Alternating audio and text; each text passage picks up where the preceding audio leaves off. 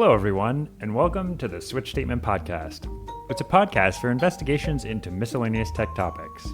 This is our 6th episode on Gödel, Escher, Bach by Douglas Hofstadter.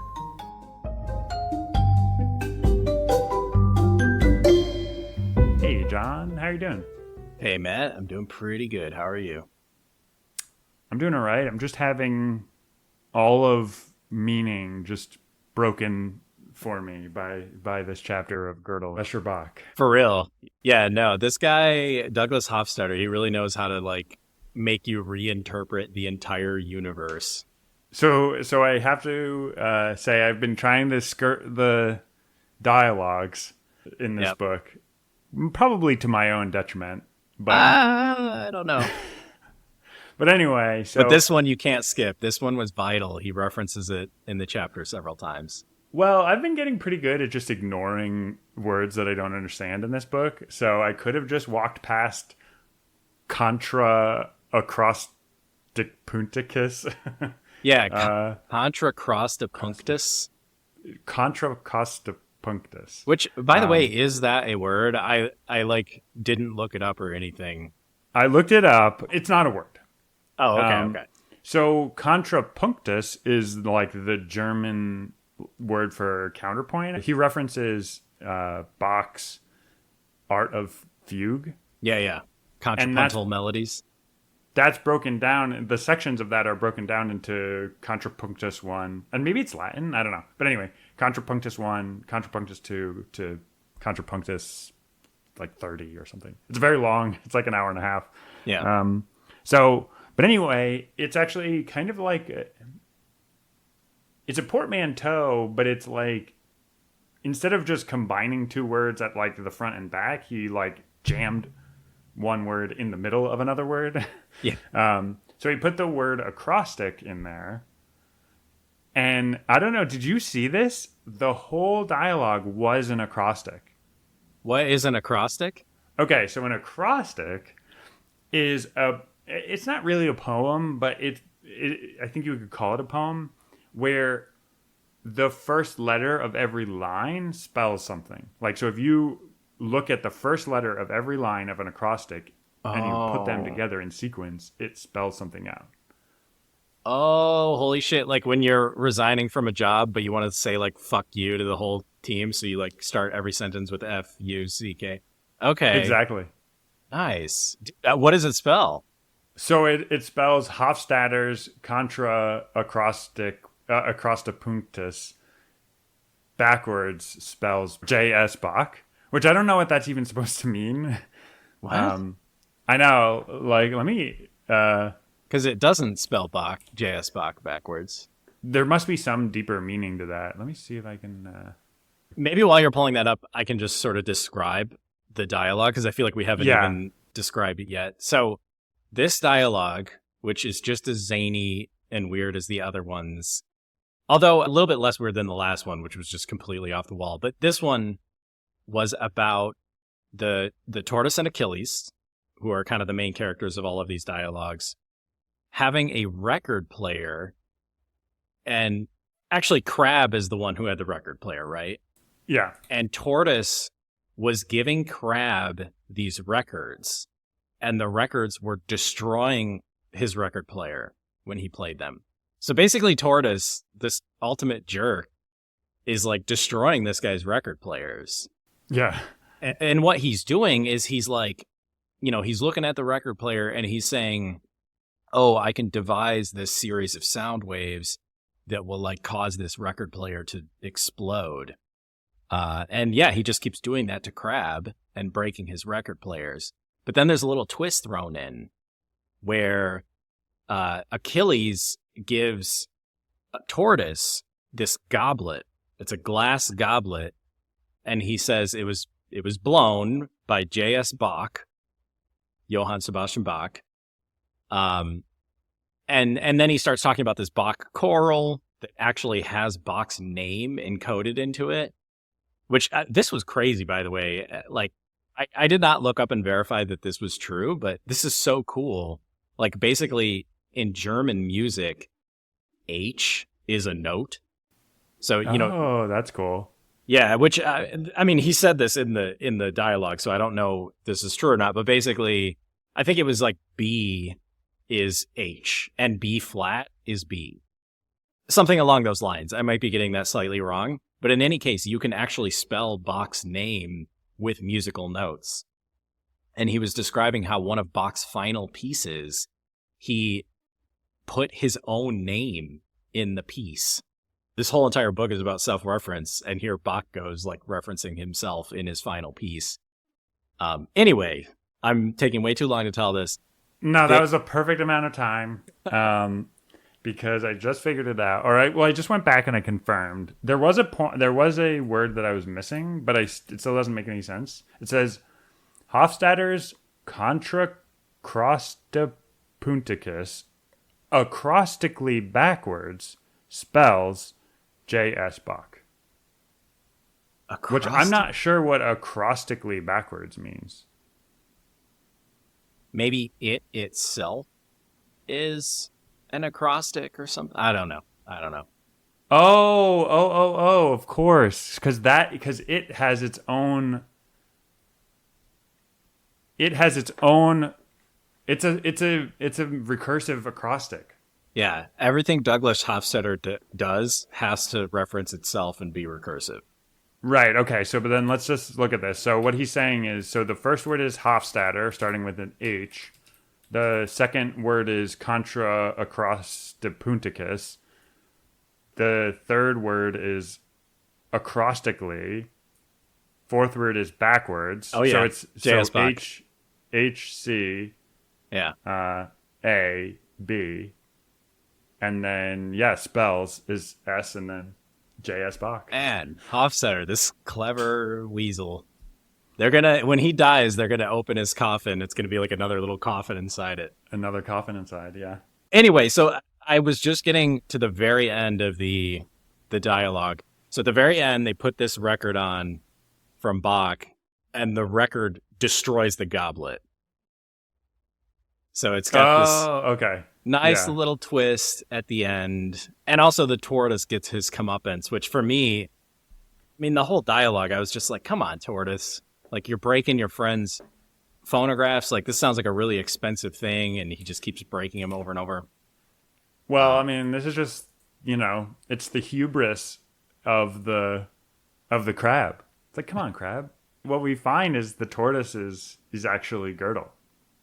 Yes, exactly. So that was the hidden kind of, like, this is a funny thing about this chapter, because, like, I read this dialogue and I was like, cool, far out. But then he continually references the dialogue within the contents of the chapter, and there was so much hidden meaning in this dialogue. Like, you just described the whole acrostic thing.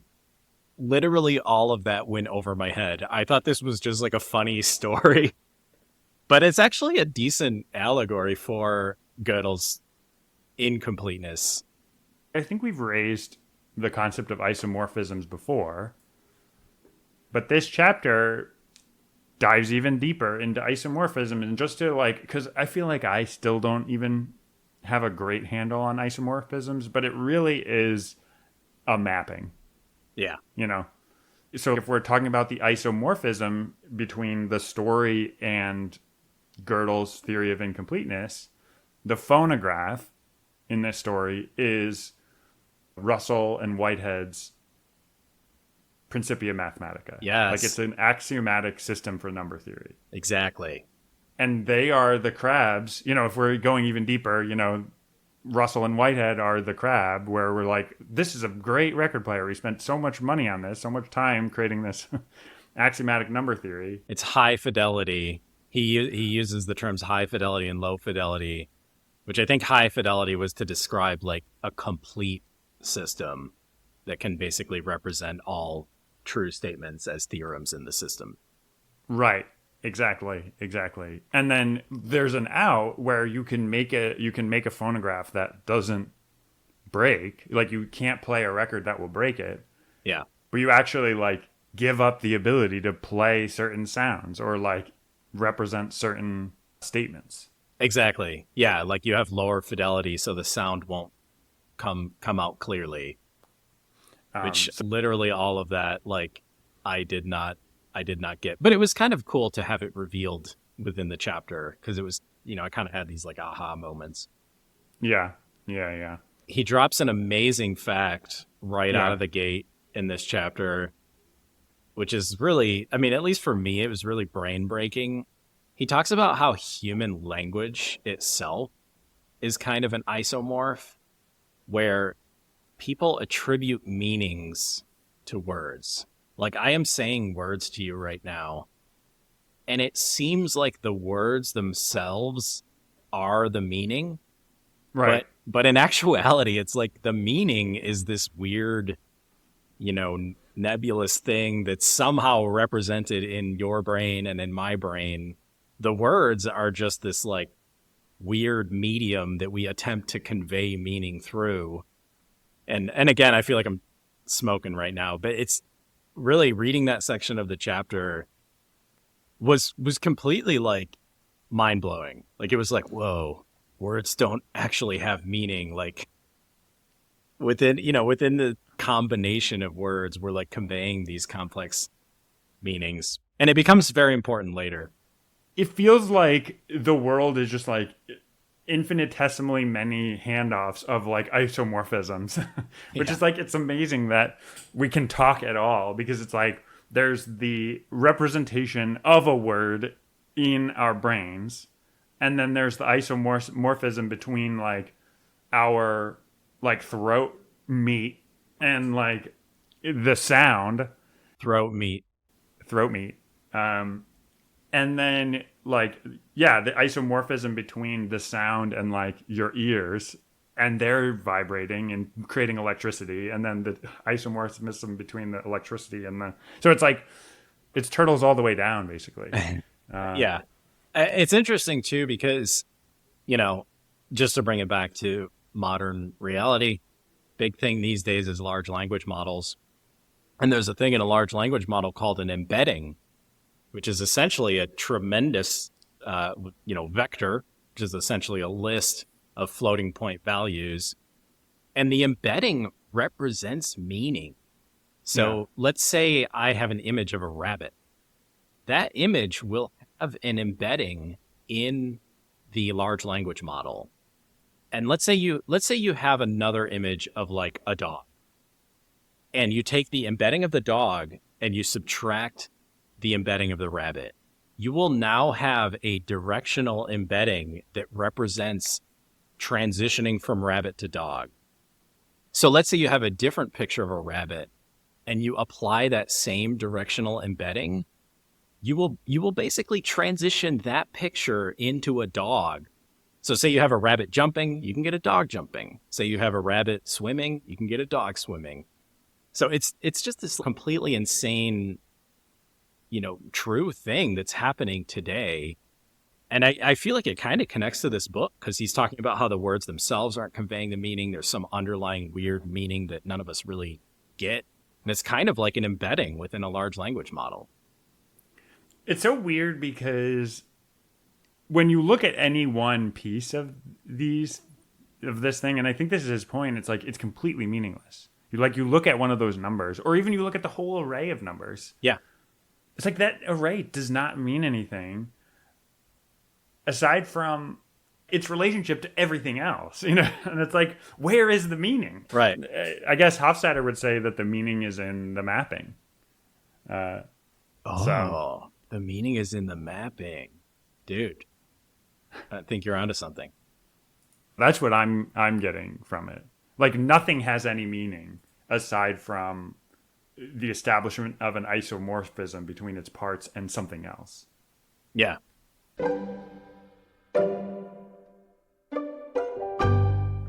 So he gives a brief story of Bach, which I just love learning a little bit more about Bach because I absolutely love Bach. I think he's one of the greatest composers to ever live. But he tells kind of the sad story of Bach. Like apparently Bach was losing his eyesight. Mm-hmm. And so he got this operation, but the operation basically made him completely lose his eyesight. Oh, God. So for the last, I can't remember how long it was, but for the last like period of Bach's life, he was blind. And he had his son-in-law who I think was Carl Philipp Emanuel Bach, help him write music. And going back to that chorale that he mentioned during the dialogue, that was actually written, the notes were written by Bach's son-in-law. Bach was dictating to Carl Philipp Emanuel. But then evidently Bach did regain his vision at a certain point. But then very shortly after he regained his vision, he had a stroke. And then 10 days later, he died. Literally a few hours after he regained his vision. So it's like, talk about just like brutal. Bach. Yeah. It's like you made Beethoven deaf already, and now you're going to make Bach blind? Like, come on. Although I just mixed up the chronology, but you get what I'm saying. Yeah.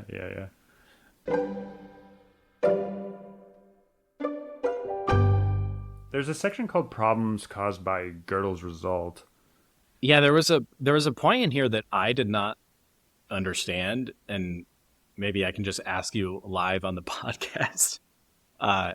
He mentions like Gödel's reasoning methods can't be encapsulated, and he mentions that it's a difference between mechanical and human reasoning. Yeah. And I feel like I kind of get that, but I don't know if you have something, that you would want to add to that, or like I mean, I think it's actually necessary for, like, it's a necessary aspect of his theory of incompleteness that it has to not be able to be encapsulated. Because if it could, it wouldn't work. You know what I mean? Yeah. So does that refer to it being human reasoning? Because mechanical reasoning would be fully encapsulated within the system. So you kind of have to make this like quote unquote human leap. Yeah, I guess maybe I'm wrong about that, but that's where I kind of was lost. Well, this is what makes it so hard to reason about, is like, how have we arrived at something that we feel confident has been proven true, but a formal system can't incorporate it? I just don't understand how that could be possible. Yeah. No, I had the exact same misunderstanding, and I think that's what he's referring to as human reasoning. But I think maybe the claim is like human reasoning is not a formal system. Right. Exactly. Like it's this larger thing. Like it's this more basic thing that just arises out of neurons. Yeah. Yeah, it's like this nuanced kind of, like, I feel like formal systems sort of require kind of an element of rigorousness, where it's like everything is quantifiable, nothing is probabilistic. But in human reasoning, like, my opinion on something changes every day, or like my understanding of a concept changes or gets buttressed or whatever. That was at least my understanding of it. It's like Gödel's reasoning methods not being able to be encapsulated within the system is like an instance of him having this like more human style reasoning that almost like by definition breaks out of the system. Yeah. It might be like reaching a bit on that. No, my tendency is that like there should be a way to like have this system that undergirds the formal system that can encapsulate it. But like, I guess you can continue the pattern, like you could just keep on doing that. Yeah. And that's what happened to Russell and Whitehead, right? They had all these layers, and like, so you're always going to be able to like break out of the system, I think. Right. Yeah. Which I think Gödel has proven. So we return to the PQ system, and just as a reminder, PQ is like the previous kind of string manipulation rule that we had was an isomorphism between like a single addition operator. So you had a certain number of dashes, you had the letter P, you had a certain number of dashes, you had the letter Q, and then you had the sum of the numbers of the two strings of dashes. Right. So basically P is plus and Q is equals. Exactly.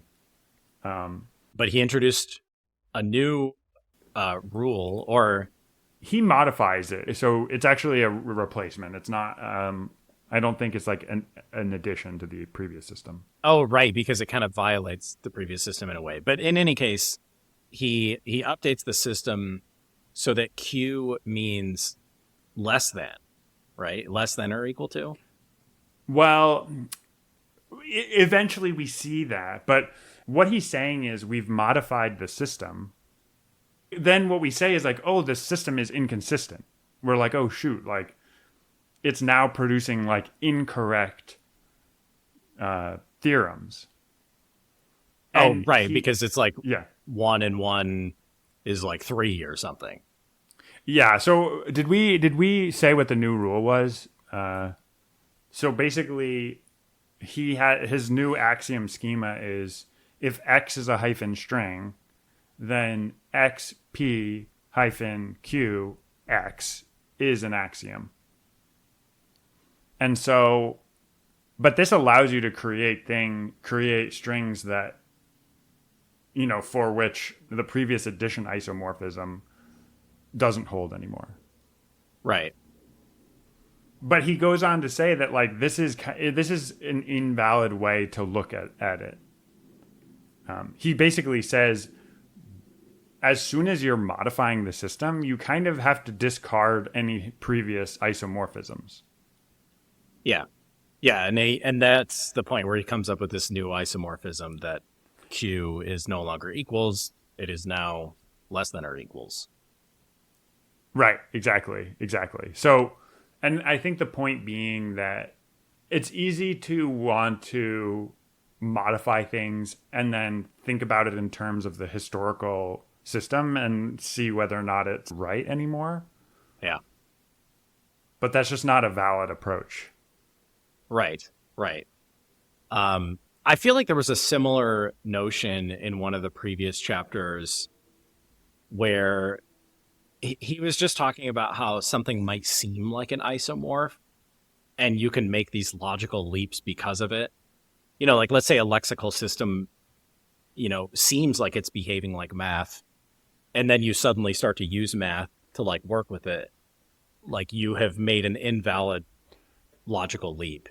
And, yes. The system just might not be compatible with that, which was a idea that I thought was really cool from one of the previous chapters. Yeah, I mean, I think the example that he used was we established this isomorphism between the string and addition in one of the last chapters. So he said that there might be an urge to like go back the other direction. Yeah. And make a string that's like, oh, you say, oh, I can make an addition statement that's like 2 plus 2 plus 2 equals 6. So then maybe I can do dash dash p dash dash p dash dash p q, dash dash dash dash or whatever it is.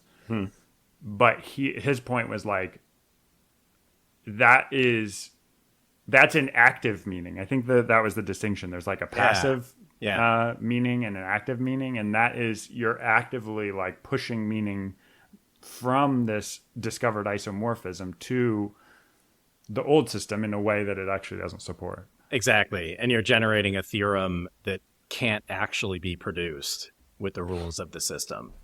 He mentions that your meaning has to always remain passive. Like it's a mistake to move into this active meaning mode. Did you ever have to do those things in your computer science classes where you had to prove something NP complete? No. Oh, that's crazy. I feel like there was one class where that was just like all we did for a long time was prove that things were NP complete. Really? And the technique that they proposed was, someone out there proved some like series of problems NP complete at some point in the past, right?